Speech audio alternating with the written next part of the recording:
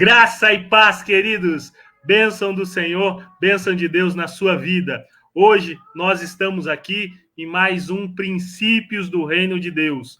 E Romanos 14, 17 é o nosso verso que motiva essa programação, esse programa de entrevistas, que diz assim: pois o reino de Deus não é uma questão de comida ou de bebida, mas de viver corretamente em paz e com alegria que o Espírito Santo dá. Porque o reino de Deus não é comida nem bebida, mas justiça, paz e alegria no Espírito.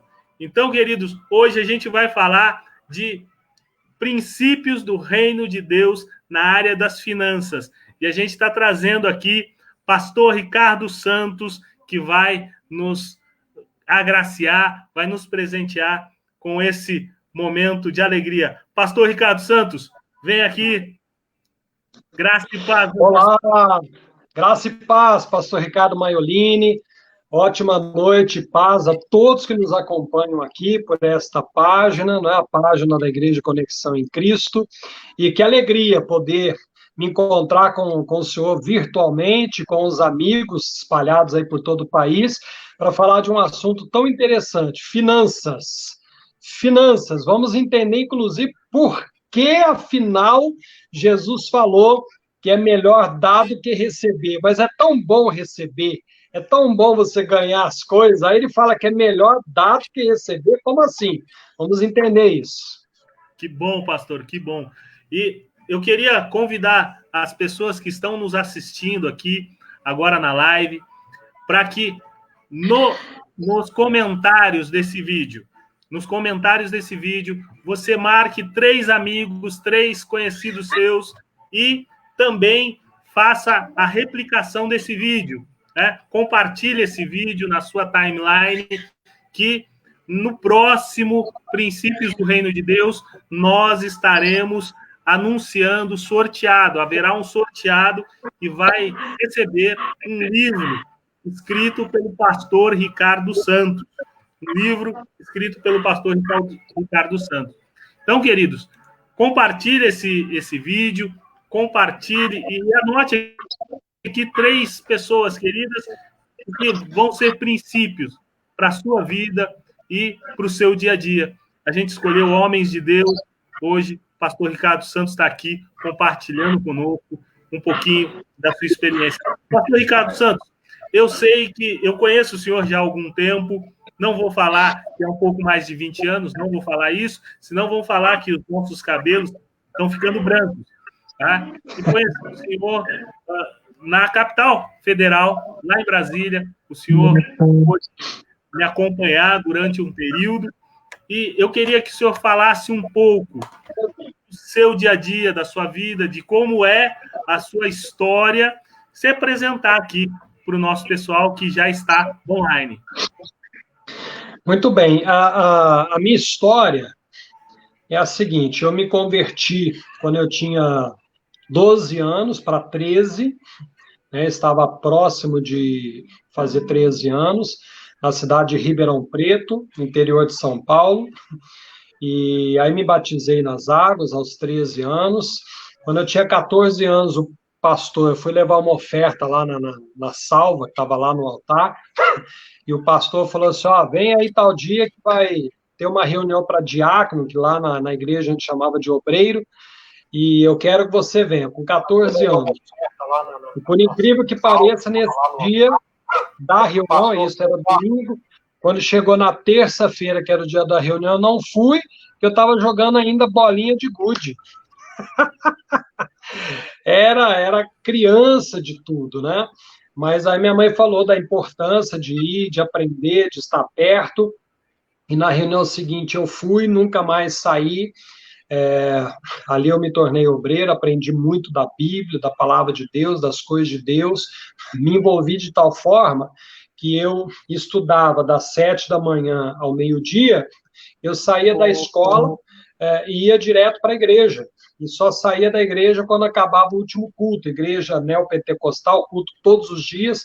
Então, todo dia eu ia para lá e só saía quando acabava o último culto. E quando acabava, eu ainda ficava para orar, porque teve um auxiliar, um pastor auxiliar, que gostava muito de orar. Então, acabava o culto, ele falava, vamos orar, e ficava lá 1, 2 horas orando. E aí pegou aquele fogo, né? Eu fui aprendendo, no começo só ficava de boca fechada, não sabia orar, não sabia nada, mas fui aprendendo, o fogo foi pegando. Chegou uma hora que ele parava de orar e eu ainda estava no fogo. Foi uma fase muito boa. E fazia visita, fazia evangelismo em rua, praça, onde precisasse, casa em casa. Fui me envolvendo. Aos 15 anos, eu tive a oportunidade de começar a pregar. Comecei a pregar o evangelho lá na minha cidade, também em cidades vizinhas. Comecei a fazer uma reunião na minha casa. Minha mãe comprou umas cadeiras ali, colocava no alpendre, eu ia de porta em porta chamando o pessoal, vem participar, vem participar. Ou seja, me envolvi completamente na obra de Deus, 15 anos já pregando, com 15 anos, foi tudo prematuro. Eu fiz batismo nas águas, levei as pessoas ao batismo com o Espírito Santo, fazia reuniões em todas as partes, quer dizer, não parei mais. Aos 17 anos, foi quando eu decidi largar tudo mesmo e fazer só a obra. Larguei colégio, que eu não tinha terminado ainda, larguei a casa dos meus pais, larguei tudo para ficar só na obra de Deus.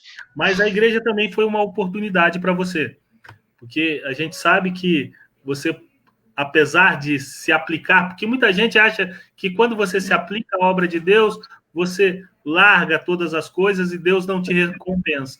Mas me conte aqui como foi depois, a partir desse momento, voltar a estudar, ter uma profissão dentro também da obra de Deus.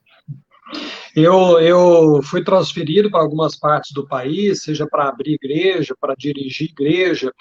Eu abri muitas igrejas, e no meio do caminho eu já estava bem estabilizado, né?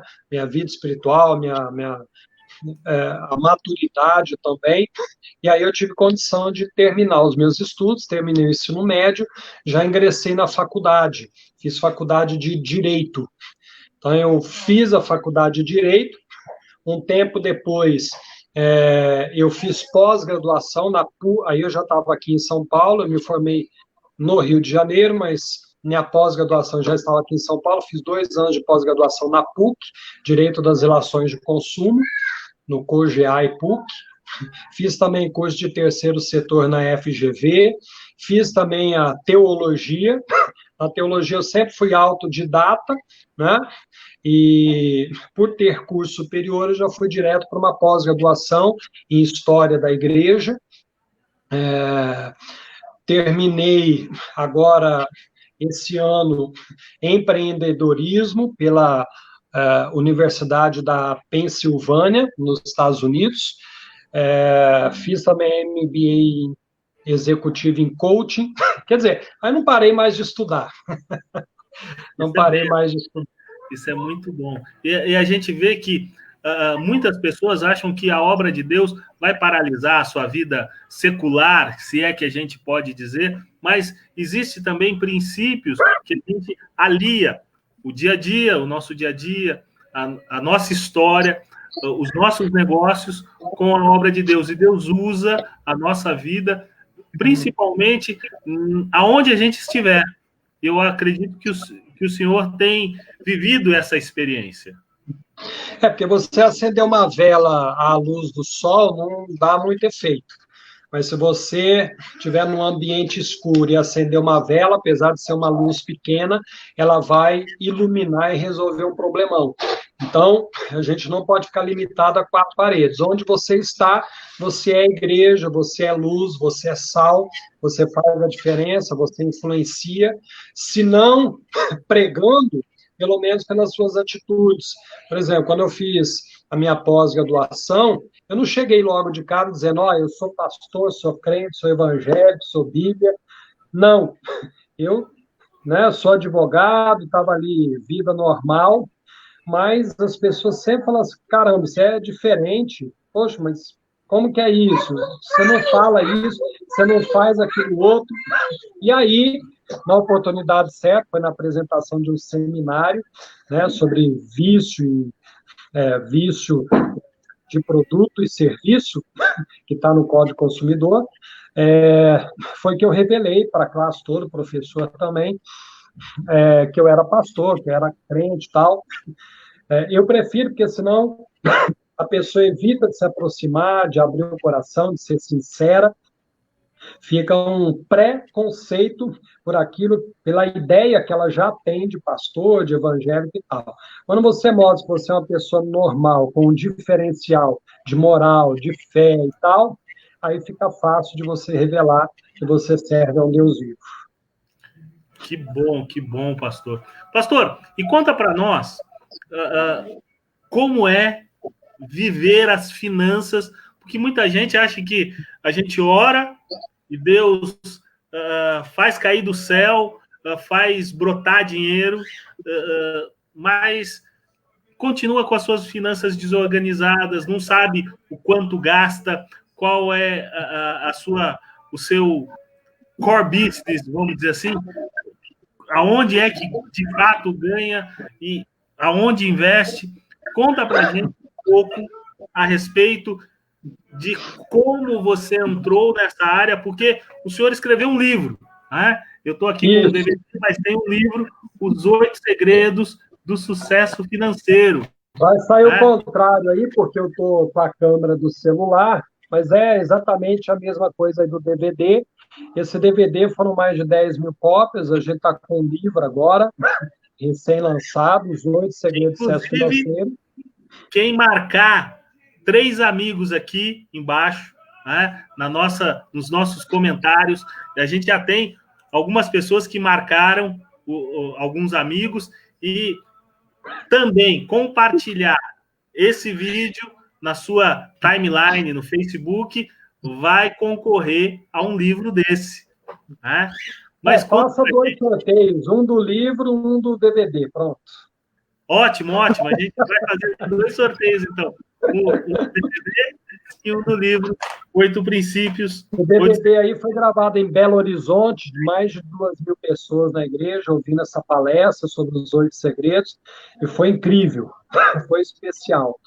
E, na verdade, o que a gente precisa entender? Que o dinheiro é uma moeda de troca. O dinheiro em si não é bom nem mal. Ele vai ter a cara do seu dono.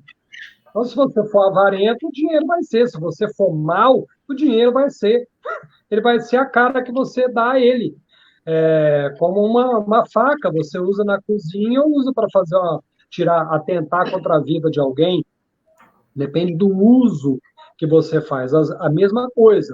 Quando Deus coloca em nossas mãos as finanças, ele não só quer saber como nós administramos, mas, principalmente, ele vai nos chamar a prestar contas daquilo que passou na nossa mão.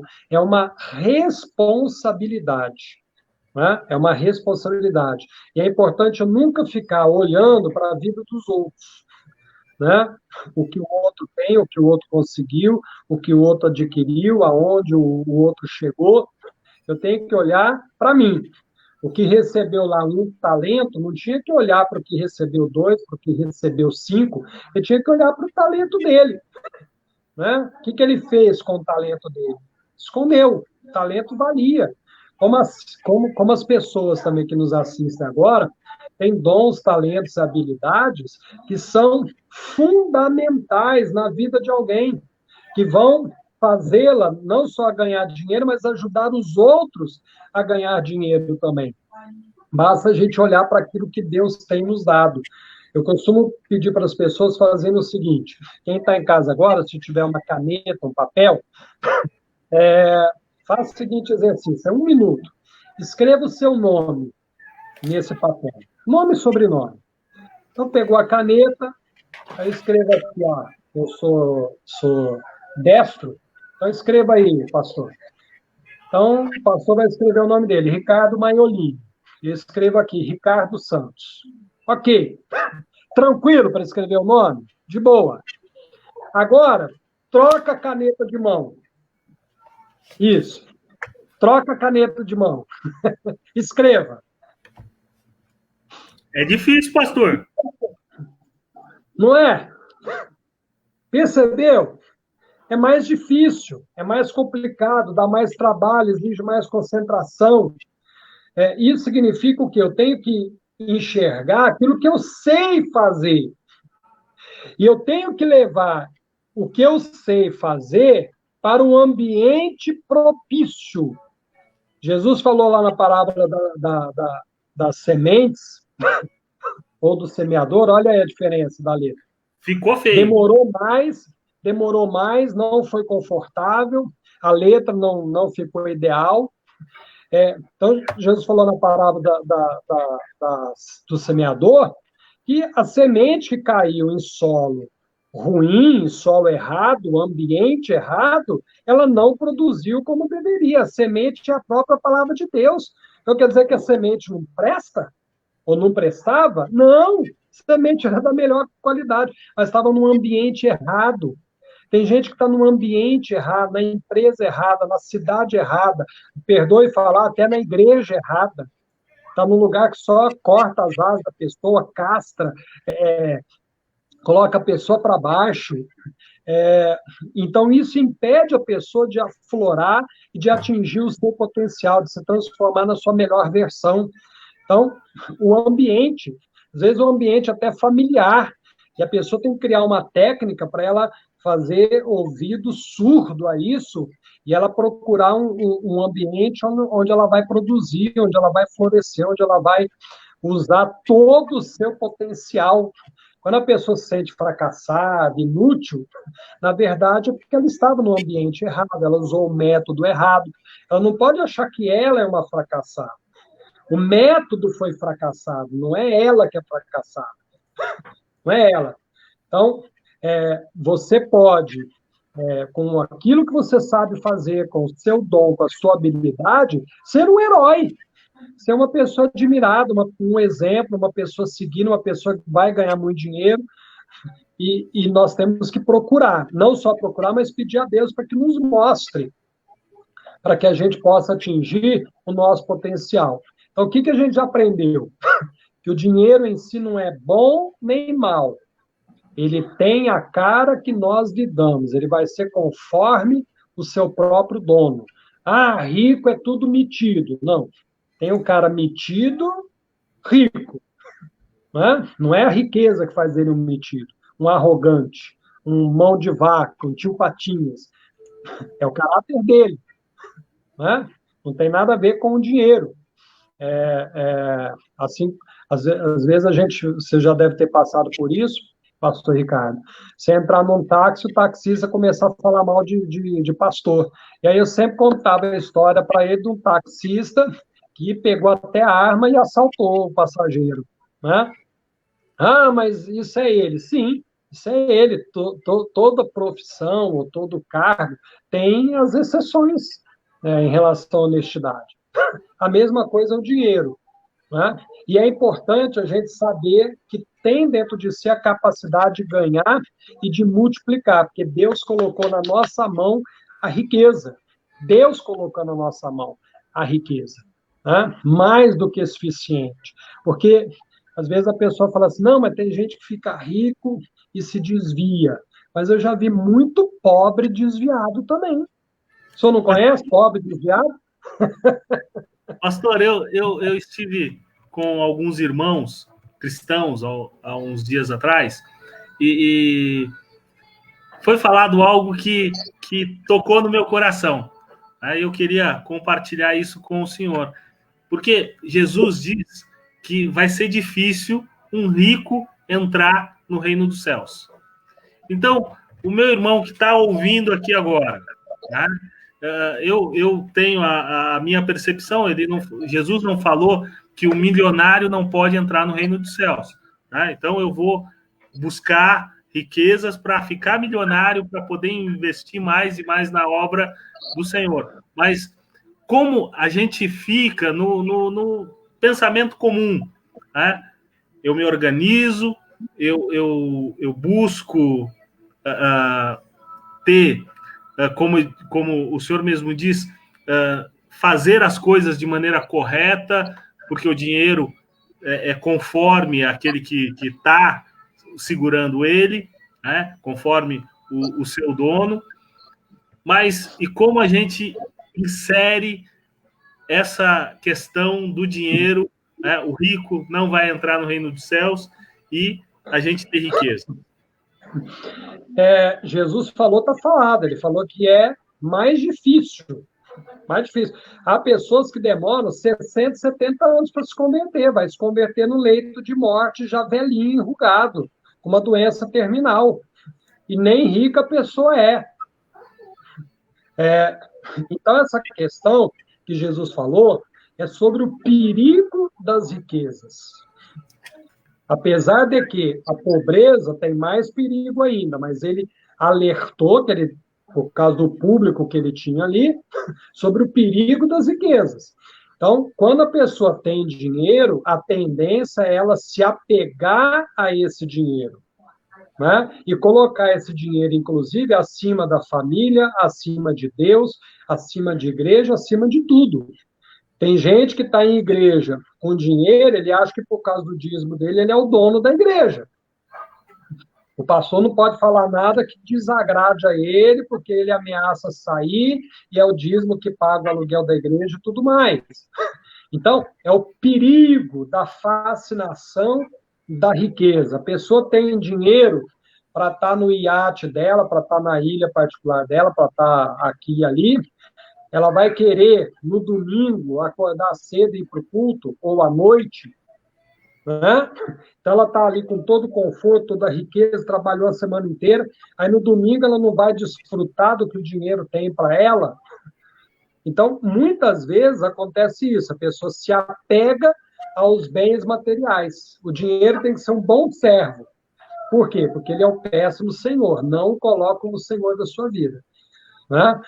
Você fala para a pessoa de Jesus, a primeira coisa que ela fala, e esses pastores ladrões?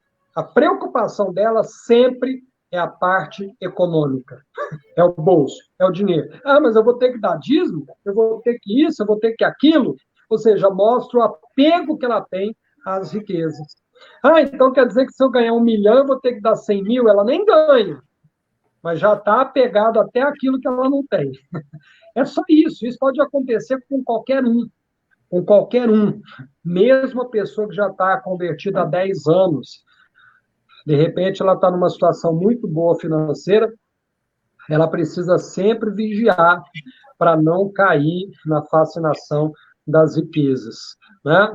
Pastor, vou passar 1 mês na Europa com a minha esposa, uma pessoa rica. Tá bom, meu irmão, vai. Então, ele pediu a bênção, ele está indo com a bênção. Lá onde ele estiver, ele vai ter o tempo de leitura da Bíblia, ele vai semear a palavra no coração das pessoas, ele vai fazer o culto dele a Deus. É diferente. Então, ele vai sim desfrutar, mas ele vai estar na comunhão. Por quê? Porque, em primeiro lugar, para ele, é Deus. Verdade, pastor, verdade. Eu só queria lembrar para os nossos irmãos que estão aqui ligados, a gente já tem um grupo razoável aqui ligado com a gente, mas marque aqui os seus amigos, marque 3 amigos nos comentários, escreva aqui o nome de 3 amigos, a gente já tem algumas pessoas que escreveram o nome de 3 amigos, escreva aí o nome de 3 amigos e compartilhe esse vídeo para que essas informações que têm sido bênção para você sejam bênção também para outras pessoas. Pastor, a gente está quase na metade aqui desse bate-papo. O tempo aqui parece que sai correndo. A gente não consegue segurar. Pastor, estou gostando muito. Ensina para a gente como a gente faz para administrar bem o nosso dia a dia, as nossas finanças.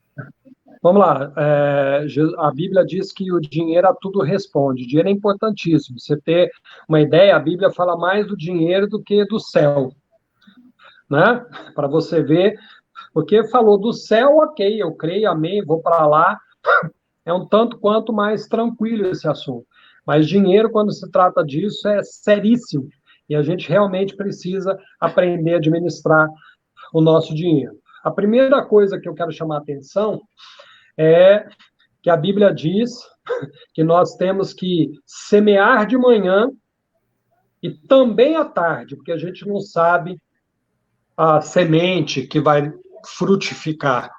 Isso significa que nós não podemos perder a oportunidade. Nós não podemos dizer, isso eu não faço, aquilo eu não quero. Apareceu a oportunidade, como a Bíblia diz, se você está vivo, faça tudo o que tiver à mão para fazer com todas as suas forças, porque você está vivo. Depois que morrer, não há mais o que se fazer. Então, eu acredito muito nisso, na força do trabalho. Um dos 8 segredos desse livro aqui é exatamente isso. Trabalhe. Trabalhe. O apóstolo Paulo chegou a dizer que quem não trabalha não deve comer. Eu não posso me tornar um encosto. Não posso me tornar um encosto. Não posso. Encosto, pastor, é demônio? Não. Tem lá o demônio que é o encosto, mas encosto que eu estou falando aqui é quem fica encostado nos outros. Vive encostado. Que eu vivo pela fé, pedindo tudo para todo mundo. Pior coisa que existe é a pessoa não ter dinheiro, imagina. Você quer ajudar a igreja, não pode. Você quer ajudar... Jesus falou para você ajudar o pobre. Está lá, é mandamento, tem que ajudar. Como que eu vou ajudar se eu não tenho? Se eu estou com vontade de pegar até a moedinha que está na latinha dele, né? Que testemunho que eu estou dando para minha família, eu não posso viver sem dinheiro. Não posso viver sem dinheiro. Então, o trabalho é fundamental. Trabalho duro, trabalho pesado. A partir do momento que você trabalha, não é que trabalhando você vai ficar rico. Você trabalha e aprende aquilo que vai te dar dinheiro. Aprenda e faça curso, estude aquilo que você vê que vai trazer renda, que vai trazer resultado. Comece a trabalhar com inteligência. Comece a aprender aquilo que você não sabe. Aprender sobre o mercado financeiro, aprender sobre startups, que é o que está mais em voga nesse momento. Aprender coisas que vão te trazer retorno, vão te trazer resultado. E usar aquilo que você sabe. Não fique escondendo seu talento, nem desvalorizando o que você sabe. Tem gente que não sabe cobrar. Não, eu fiz pela amizade. Não, eu fiz, mas isso daí para mim não é nada. Tá, não é nada para você, porque para você é tranquilo, é o seu dom, você sabe. Mas você tem que fazer disso o seu ganha-pão. Aprenda a monetizar, como a gente diz. Aprenda. Mas a única coisa que eu sei é dar conselho. Tá bom, então cobre consultoria. Se o seu conselho é bom, tem que virar consultoria. Consultoria é paga. Tudo dá para fazer. Tudo dá para a gente monetizar. Então, isso é importantíssimo. O trabalho que a pessoa realiza. Precisa trabalhar. Claro que você vai chegar numa hora que você vai trabalhar menos e ganhar mais. Você vai ter a famosa renda passiva. Você está dormindo e o dinheiro está entrando na sua conta. É o que a Bíblia diz, né? Que Deus dá o pão aos seus filhos enquanto eles dormem. É isso. Isso significa renda passiva. Outra coisa importante... trabalhar por você. Exatamente, é o dinheiro trabalhando por você. Outra coisa é a organização. Se eu estou falando com pessoas agora endividadas, é porque elas têm um pouco de dificuldade de lidar com o dinheiro. O dinheiro não é só questão de quanto você ganha. Eu já vi gente com salário inclusive quando eu morava em Brasília, funcionário público com salário, provento de 30 mil reais e que estava endividado. Como que uma pessoa ganhando 30 mil por mês está endividada? É porque não é a quantidade que você ganha, mas como você gasta. O gasto, como você investe, como você gasta, a questão emocional que está envolvida com o dinheiro, que faz você ser consumista, faz dar um tique em você ter que ir atrás de gastar, de comprar alguma coisa. Tem gente em casa agora que se abrir o guarda-roupa, vai ter roupa lá com etiqueta. Me explica isso. Me explica isso. Mas eu tô... É porque eu tenho uma vida estável, tá? Mas será... no mundo de hoje não existe estabilidade. Será que você vai estar assim para o resto da vida? Eu não estou agorando, não. Eu estou dizendo que a vida é feita de ciclos. Nós não tivemos agora, inesperadamente, essa pandemia, quarentena, todo mundo em casa. Quem é que vai sobreviver? Aquele que estava preparado, aquele que não gastou à toa e tinha dinheiro para pagar funcionário, tem gente que tem 1 ano de fluxo de caixa. Tem dinheiro do aluguel, tem dinheiro dos funcionários, tem dinheiro do fornecedor, tem dinheiro para tudo. Ele se preparou. O Egito ficou rico porque nas vacas gordas o José guardou, e nas vacas magras, que é um ciclo, as crises sempre vêm, lembra de 2008? Ela sempre vem. Então, ele guardou e depois enriqueceu. O Egito se tornou uma potência na época, uma nação mais rica da época, por causa de José. Ele guardou, né? Trabalhou muito e guardou na vaca gorda, e na vaca magra ele enriqueceu. Por exemplo, quem tem dinheiro hoje está comprando carro baratinho. Porque tem gente que precisa de dinheiro para comer, está desesperado vendendo o carro a preço de banana. Então ele vai ter o carro que ele quiser pelo preço que ele quiser. Imóvel, a mesma coisa. Está todo mundo desesperado para vender. Então quem chegar com dinheiro vivo, ó, tá aqui, eu tenho tanto, vai comprar. E é justamente nas vacas magras que você cresce e multiplica. Agora, tem que se preparar, tem que ter o controle. Quando Jesus foi multiplicar os pães e peixes para alimentar a multidão, ele fez uma coisa importantíssima. Uma coisa importantíssima. Ele, antes de multiplicar, ele pediu aos discípulos que separasse a multidão, organizasse a multidão em grupos de 50 e de 100. Imagine, só de homens eram 5.000, calcula-se ali 20.000 pessoas. Você separar certinho grupos de 50 e de 100, dá trabalho. Quando você está contando 1, 2, 3, 20, 30, 45, mais 5 aqui, de repente um sai. Não, que meu irmão está lá, naquele grupo eu vou lá. Aí conta de novo, aí foi difícil, levou um tempo. Mas só depois de tudo organizado é que ele multiplicou. Então, você, empresário que me assiste agora, organize. Você tem que saber quanto você ganha, quanto você gasta, se você está cobrando certo, essa questão de precificação é importantíssima.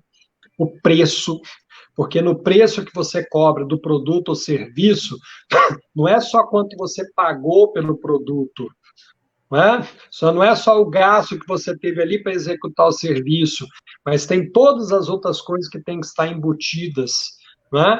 Então, se organize.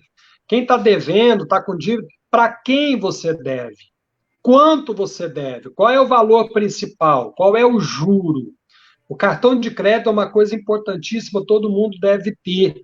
Mas tem gente que, nesse momento, não pode ter, tem que passar tesoura nele, picotar, porque você não tem ainda o controle emocional e a organização financeira para ter.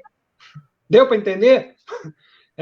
Ele na sua mão se torna mágico. Você vai lá, passou, não gastou nada, aquela sensação de bem-estar, e daqui a pouquinho você, vem a fatura, grossa, pesada.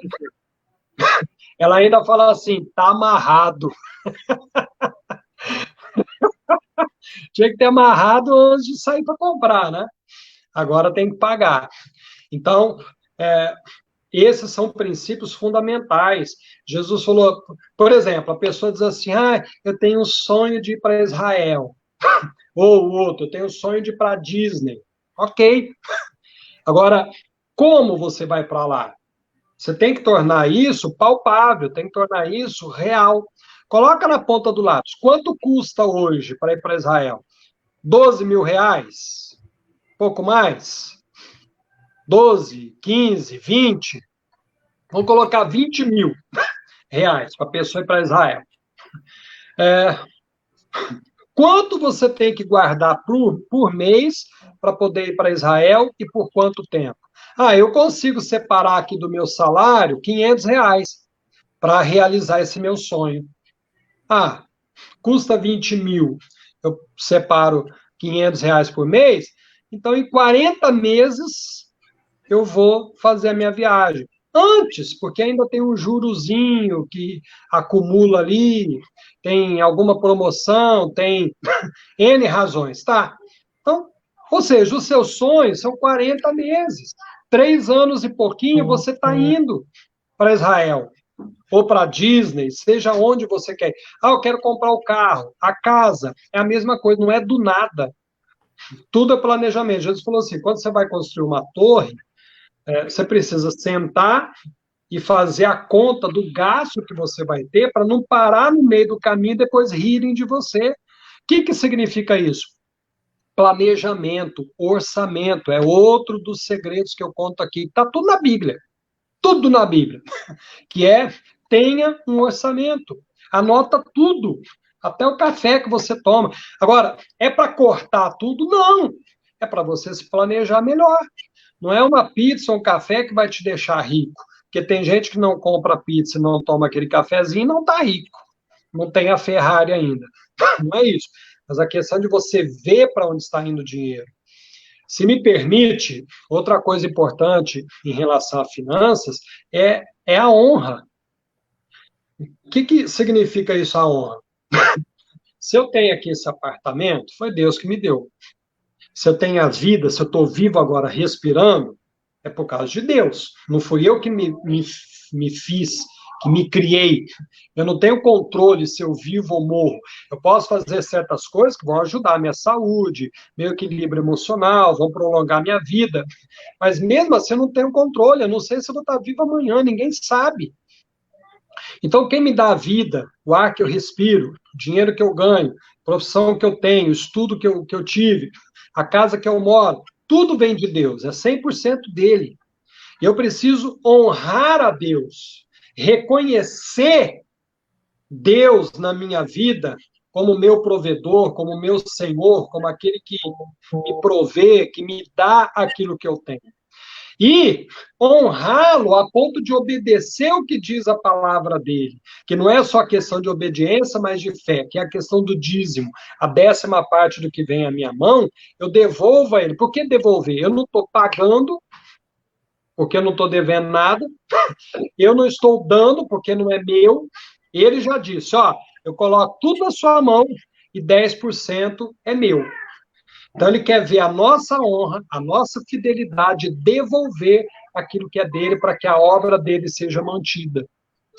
Quando eu faço isso, eu reconheço que tudo que eu tenho e sou vem dele. Que ele é a minha fonte. Eu sou obediente à palavra dele. O dízimo estava incluso na lei, mas ele é anterior à lei. E depois ele foi incluído na graça. O dízimo é da fé. O dízimo é você reconhecer tudo que Deus é, tudo que ele faz na sua vida, a sua fonte. Abraão fez isso sem haver lei, sem haver mandamento. Né? E ele entregou o dízimo de tudo o que ele tinha. O Isaac fez isso, Jacó fez isso. É da fé. Então, essa é uma parte importante. Eu não vou dar do que eu não tenho. Eu vou dar daquilo que chega à minha mão. E quando eu faço isso, Deus me honra mais ainda, que não faz falta, ao contrário, multiplica. Você vive uma vida de milagres. Você vive uma vida abundante na presença de Deus. Não é errado você esperar de Deus. Ao contrário, ele chegou a dizer, se eu não abrir a janela do céu e não derramar uma bênção que dela você vai ter uma hora abastança, você pode me provar nisso. Então, Deus quer que você fique de olho no que está acontecendo para poder esperar ali o seu milagre, sua recompensa, e se ela não vier, você pode bater lá na porta e falar, Senhor, e aqui? E aí? Eu nunca precisei de fazer isso, mas ele diz que você pode, ele te autorizou. Isso é lindo saber que Deus honra aquele que se dá, né? Como a gente começou a nossa conversa. Melhor é dar do que receber. E essa honra Deus vem de deu Deus. seu filho. O que ele tinha de melhor, ele deu. E ele esperava alguma coisa em troca? Claro que sim. A nossa salvação, a nossa fidelidade, o nosso amor, a nossa fé. Né? Quando a Bíblia diz para não dar por tristeza ou necessidade, é o seguinte: eu não quero saber se a minha igreja está precisando ou não. Eu vou ser fiel, a fidelidade vem de mim, estando ela precisando ou não. A igreja não precisa, não importa. A fidelidade vem da minha parte. Eu vou ser fiel. Né? Eu estou colocando diante do altar de Deus. E é dele que vem a recompensa, não é do homem. E quando Jesus falou que é melhor dar do que receber, aí a gente faz a seguinte pergunta: o que é melhor? Você entrar lá na igreja Conexão em Cristo, cujo pastor é o nosso amigo Ricardo Maiolini, e contar uma história triste para ele. Fala, pastor, eu vim aqui porque acabou meu gás, eu preciso que o senhor me ajude a comprar um botijão. Pastor, eu preciso de uma cesta básica. Pastor, é melhor isso?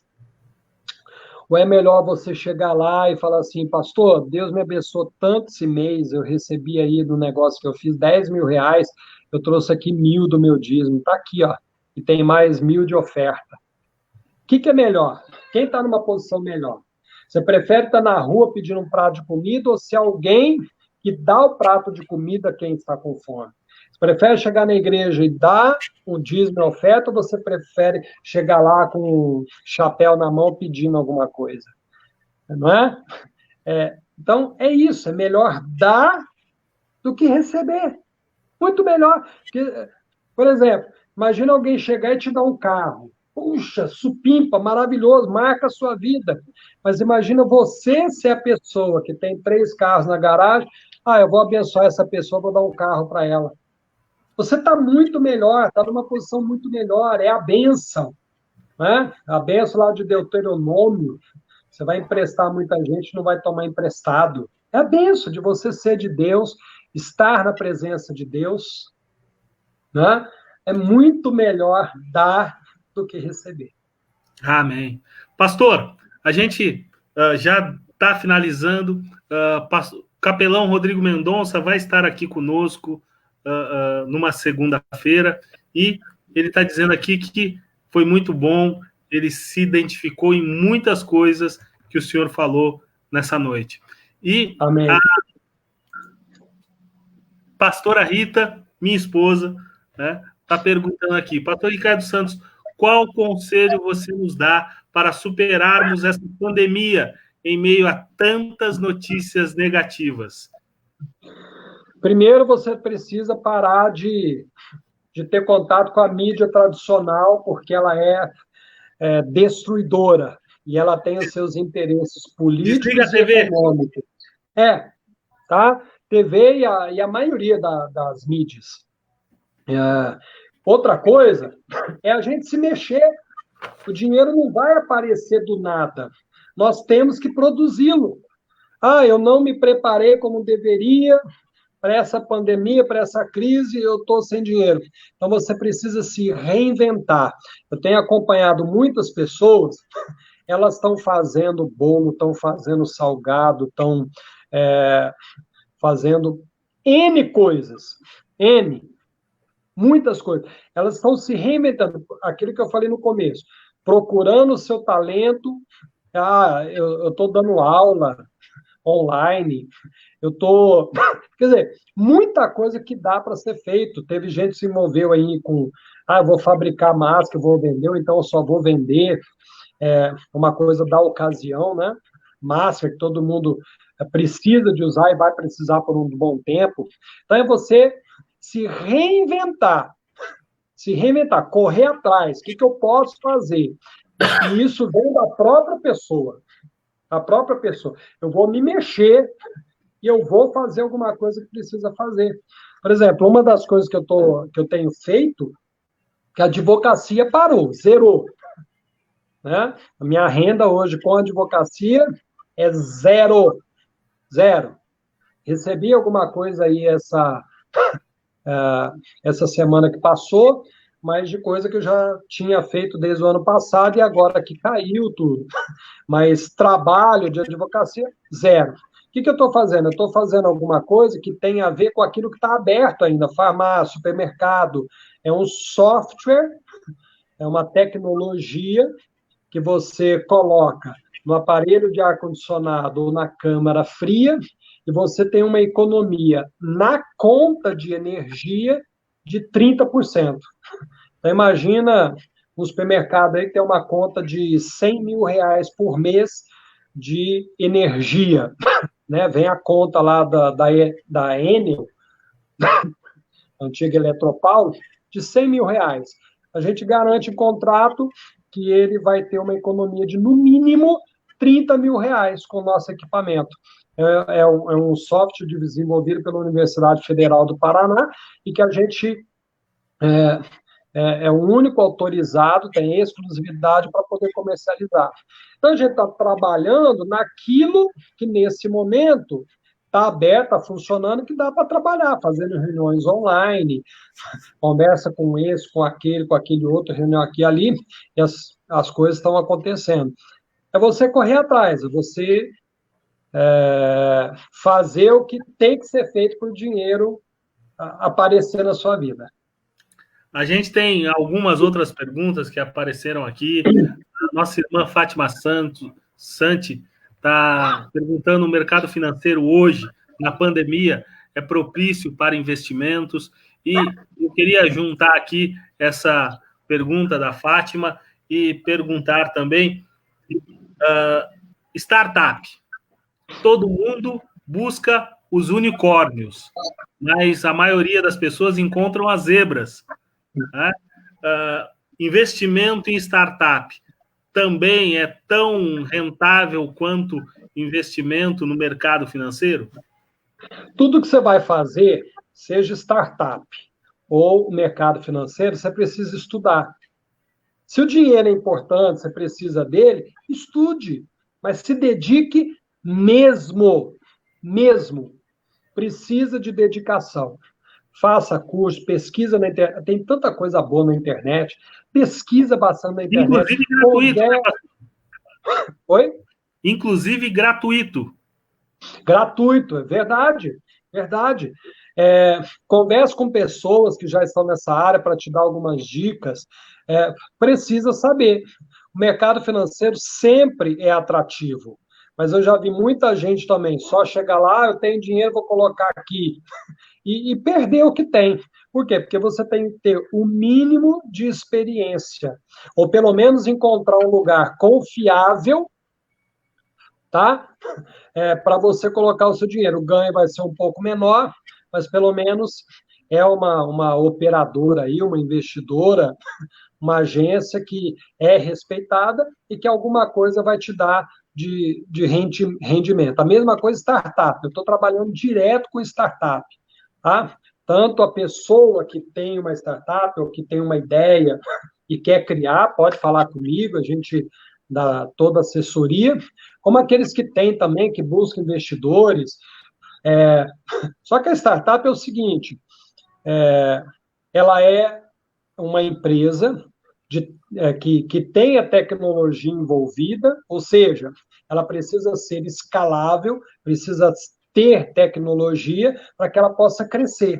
Senão vai ser uma empresa comum. Então, ela cresce exponencialmente, né, pode ser escalável e tem a tecnologia. Então, você precisa conhecer bem por quê? Porque por trás da tecnologia, num produto ou serviço escalável, existem pessoas. E 50% para o negócio dar certo é a ideia dela. Os outros 50% é a pessoa por trás da ideia. Tem gente que nem ela própria acredita na ideia. Tem gente que não quer se dedicar, que abre hoje, amanhã já quer estar rico. Uma startup, para se firmar, ela precisa ir pelo menos 5 anos de muito trabalho. Quando eu falo muito trabalho, é o seguinte, quando o senhor tem um filho pequeno dentro de casa, o senhor é que decide o horário que ele vai chorar. Ó, meu filho, Ricardinho Maiolini Júnior, só chore no horário comercial. Não dá. Existe, A né, mesma coisa é uma startup. É 24 horas com atenção total nela para fazer acontecer. Eu já vi algumas startups ficar no meio do caminho, não deu nada, apesar da ideia ser muito boa, e algumas outras que a coisa está andando, o negócio está acontecendo. Que o trabalho é sério, é duro, o CEO tem que estudar bastante, o dono da ideia tem que estudar, correr atrás, trabalhar. É isso. E vai dar certo. Se não puder ser uma unicórnio, que seja pelo menos uma zebra, que é aquela que cresce mais devagar, mas tem um bom crescimento, vai se estabelecer no mercado. É só olhar o que a gente está vivendo hoje. A maioria dos serviços que a gente usa é de startups. A maioria. Né?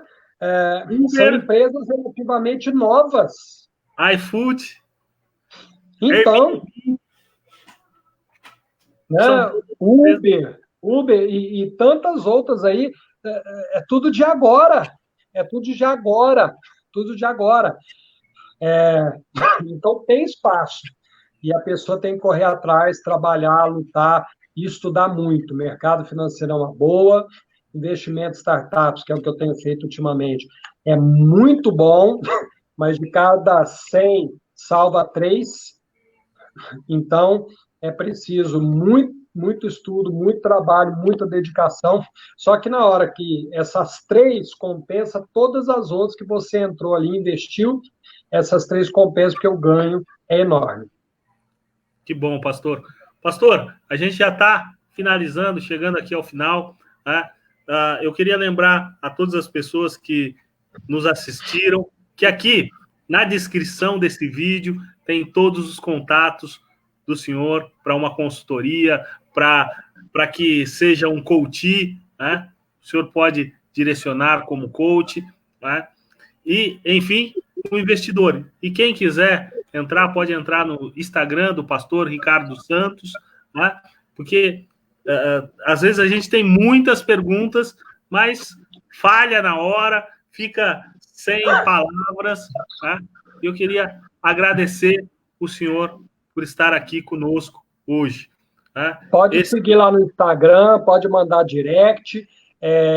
No meu Instagram, não espere um assunto só, porque eu sou uma pessoa muito dinâmica, então tem coisa de Deus, tem coisa de política, tem coisa do dia a dia, tem palhaçada também, que o bom humor tem que estar presente na vida da gente, mas a gente está lá para servir, para fazer o que for preciso.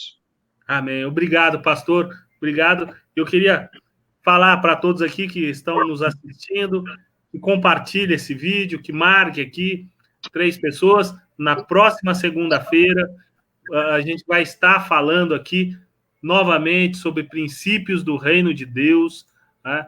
Princípios do reino de Deus para as suas vidas. Todas as segundas-feiras nós temos, às 20 horas, princípios do reino de Deus, aqui no canal da Conexão. E também, pastor Ricardo Santos, a gente está junto aqui com a Sociedade Bíblica do Brasil. A Sociedade Bíblica do Brasil tem feito um trabalho de divulgação da Bíblia e a gente quer dizer para todas as pessoas que possa adquirir a Bíblia Vencendo o Medo. Vencendo o Medo. É uma Bíblia para que você possa doar a Bíblia para outras pessoas que têm a necessidade.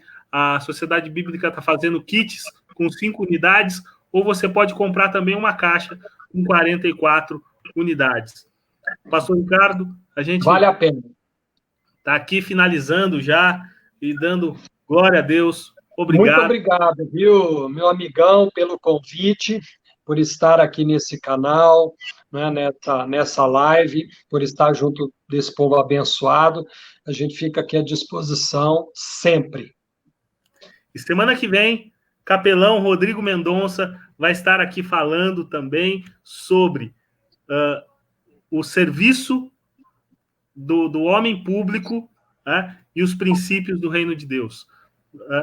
E obrigado. Imperdível. Imperdível. Né? Até a semana que vem. Todos Deus aqui. abençoe a todos. Deus abençoe. Um abração.